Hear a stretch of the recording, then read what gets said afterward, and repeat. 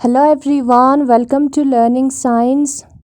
आज का क्वेश्चन है a region is specified by the potential function phi is equal to 4x square plus 3y square minus 9z square. हमारे पास एक potential function phi है। हमें जो है इलेक्ट्रिक फील्ड स्ट्रेंथ निकालना है किसी पॉइंट पर 3, 4, 5 इस रीजन में। ठीक है, इलेक्ट्रिक फील्ड स्ट्रेंथ हमें निकालना है। पोटेंशियल का वैल्यू यहाँ पर दिया है, तो निकालते हैं हम इलेक्ट्रिक फील्ड को। हमें एक फॉर्मूला पता है, जो इलेक्ट्रिक फील्ड है वो negative of gradient of potential function के बराबर होता है। उसी का यूज करके हम आंसर को निकालते हैं। सबसे पहले हम गिवन लिखेंगे। फाई जो है वो कितना होता है? फाई जो है 4x square plus 3y square minus 9z square के बराबर होता है। और हमारा जो इलेक्ट्रिक फील्ड है वो negative of gradient of phi के बराबर होता है। ये फॉर्मूला है। नेगेटिव हम लिखेंगे, डेल ऑपरेटर का वैल्यू जो कि हमें ग्रेडियंट देता है हम लिखेंगे, और फाई का वैल्यू जो कि क्वेश्चन में दिया है उसको भी हम लिखेंगे। फिर उसके बाद हमें क्या करना है, ये जो ब्रैकेट के अंदर 3 टर्म्स है उनके साथ ये जो फाई फंक्शन है उसको इनटू करना है।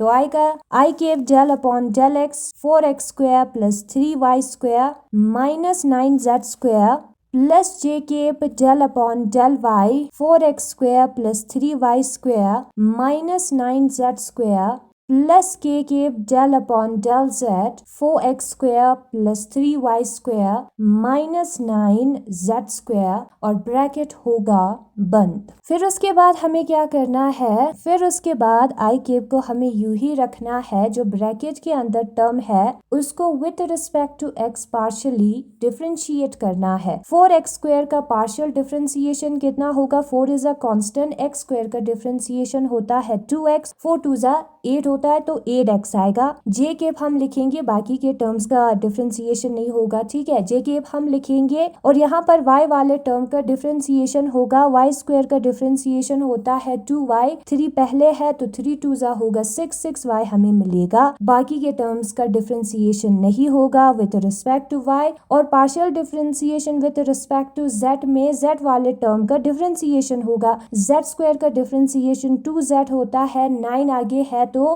कितना होता है? 9 2 जा 18 माइनस 18z आता है। ठीक है, वही हम करेंगे।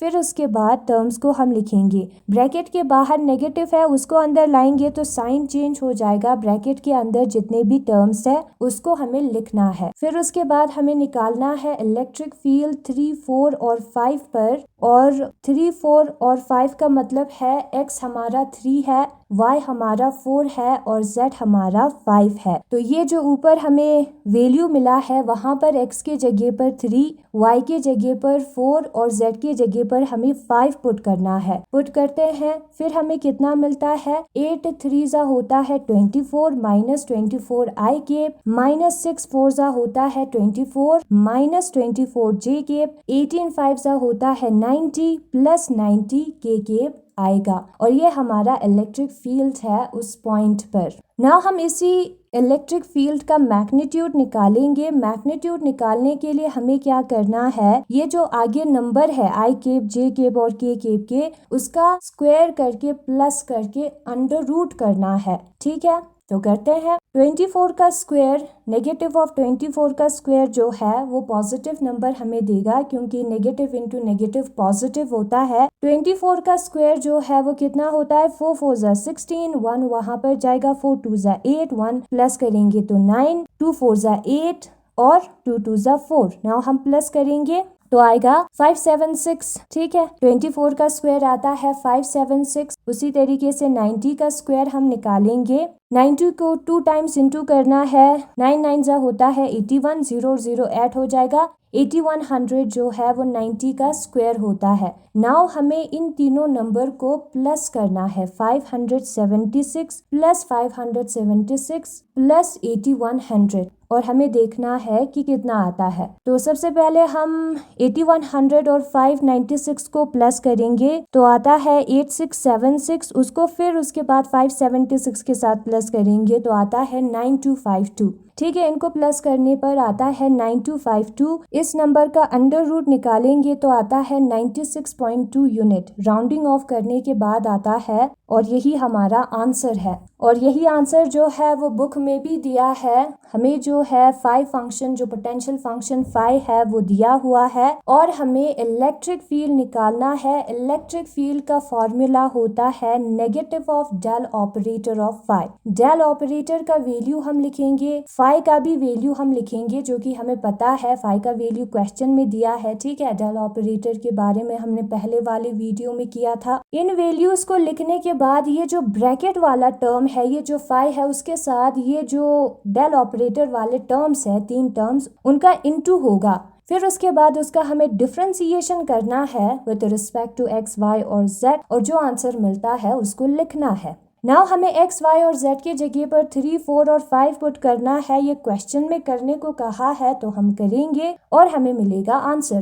दैट इज -24 आई के -24 जे के प्लस 90 के। मैग्नीट्यूड निकालना है तो अभी जो नंबर हमें मिला है आई के और जे के और के आगे उसका स्क्वायर करके प्लस करके अंडर रूट करना है, जो कि 96.2 होता है राउंडिंग ऑफ करने के बाद। ठीक है, उसी तरीके से हमें इलेक्ट्रिक पोटेंशियल जो है दिया हुआ है, यहाँ पर क्वेश्चन में इलेक्ट्रिक फील्ड निकालना है। गिवन हम लिखेंगे पोटेंशियल का वैल्यू। इलेक्ट्रिक फील्ड का फॉर्मूला होता है negative of del operator V, that is gradient of V। Del operator का वैल्यू हम लिखेंगे, डेल अपॉन डेल एक्स, वही वाला टर्म। V का भी वैल्यू हम लिखेंगे। फिर उसके बाद ये जो V है इन तीनों टर्म से इनटू होगा क्योंकि बीच में प्लस है, होता है ऐसा। ठीक है, फिर हम इस टर्म को with respect to x partially differentiate करेंगे तो इतना आएगा। इस टर्म को with respect to y partially differentiate करेंगे तो इतना आएगा। और इसी टर्म को अगर हम with respect to z partially differentiate करेंगे तो इतना आएगा।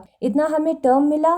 ठीक है, नेगेटिव यहाँ पर आएगा क्योंकि नेगेटिव फॉर्मूले में है। ठीक है, तो नेगेटिव आया है। फिर उसके बाद ये जो ई वेक्टर है उसको हम कॉम्पोनेंट फॉर्म में लिखेंगे, ई एक्स आई के प्लस ई वाई जे के प्लस ई जेड के। ई एक्स का मतलब होता है ई का वैल्यू एक्स वाले डायरेक्शन में, एक्स एक्सिस पर, उसी तरीके से वाई और जेड एक्सिस पर। आई केप, जे केप और के केप हमें डायरेक्शन के बारे में बताता है। ठीक है, एक्स एक्सिस वाला डायरेक्शन, वाई एक्सिस वाला डायरेक्शन वही बताता है। तो ई के जगह पर उसका वैल्यू पुट करेंगे और उसका वैल्यू हमने अभी यहाँ पर ऊपर निकाला था ना। अगर हम आई केप के जो आगे टर्म है उनको कंपेयर करें, वो दोनों इक्वल आएगा। जे केप के जो आगे टर्म है लेफ्ट साइड और राइट साइड पर, वो दोनों इक्वल आएगा। और उसी तरीके से के केप के जो आगे टर्म है वो दोनों इक्वल आएगा।